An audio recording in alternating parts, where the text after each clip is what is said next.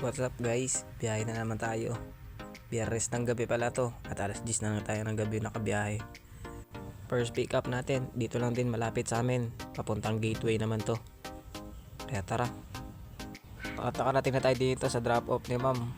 50 pesos lang pala yung pamasahe ni ma'am at gurami ang buena mano natin. Pero all goods lang. Next pick up natin dito lang din sa Cubao. Papuntang Marikina naman ito. At dito ay nasakay na nga natin si ma'am. Kaya rumekta na agad tayo sa drop off niya. At nakarating na nga tayo dito sa Marikina. 104 lang yung pamasahe ni ma'am. Pero binigyan tayo ng 110 pesos. Kaya all goods na din. Next pick up dito lang din sa Marikina. Papuntang Pasig naman to sa may Victoria Court.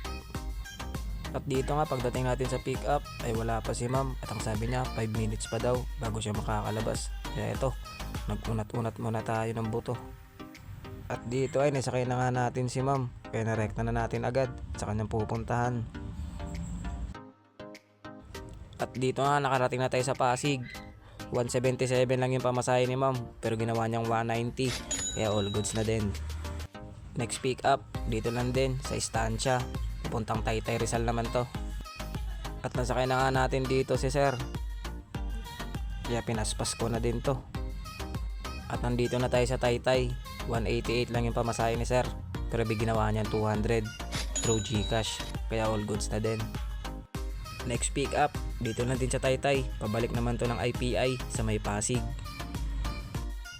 At nasakay na nga natin dito si ma'am. At nag-request siya na dahan-dahan lang daw. Kaya ayun, takbong 20 lang kami. At nakarating na tayo dito sa Pasig. 142 lang yung pamasahe ni ma'am. Pero ginawa niyang 150 through GCash ulit. Kaya all goods na din. Next pick up na tayo. Pasig to Pasig lang to. Kaya tara, puntahan na natin. At pasakay na nga natin si ma'am. Kaya narekta na natin agad sa kanyang drop off. At ilang minuto lang ay nakarating na kami sa kanyang drop off. 69 lang yung pamasahe ni ma'am. Pero biglang 70 pesos through GCash na naman. Pero all goods lang din. Next pick up, Pasig to Pasig lang din to. At dito nga, naisakay na nga natin si ma'am. Kaya dumiretso na tayo agad sa kanyang drop off. At ilang minuto lang ay nakarating na tayo dito. 62 lang yung pamasahe ni ma'am. Pero binigyan tayo ng 100 pesos. Kaya all goods na all goods. Next pick up dito lang din sa Pasig. Papuntang Ortigas naman to. At dito ay nasakay na nga natin si ma'am. At late na daw siya. Kaya yun, paspas na naman to. At nakarating na tayo dito sa Ortigas. 70 lang yung pamasahe niya. Pero ginawa niyang 100 pesos. Kaya all goods na all goods ulit. Ayos sa tip dong sunod-sunod. Next pick up dito sa Ortigas. Papuntang Mandaluyong naman ito. At dito nga ay grabe ang waiting time natin kay ma'am.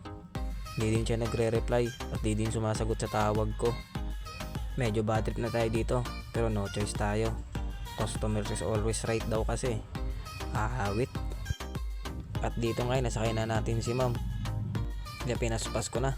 Medyo bad trip tayo At dito nga ay nakarating natin sa drop off niya. 57 lang yung pamasahe ni ma'am. Pero ginawa niya 70 pesos through GCash. All goods lang kasi grabe din waiting time natin. Next pick up dito sa Mandaluyong. Papuntang Makati naman to. At dito nga ay nasakay na natin si ma'am. Kaya pinatakbo ko na ng 100. Wag ako dong, hanggang 60 lang sagad niyang motor mo. Loko. At nakarating na tayo dito sa Makati. 77 lang yung pamasahe ni ma'am.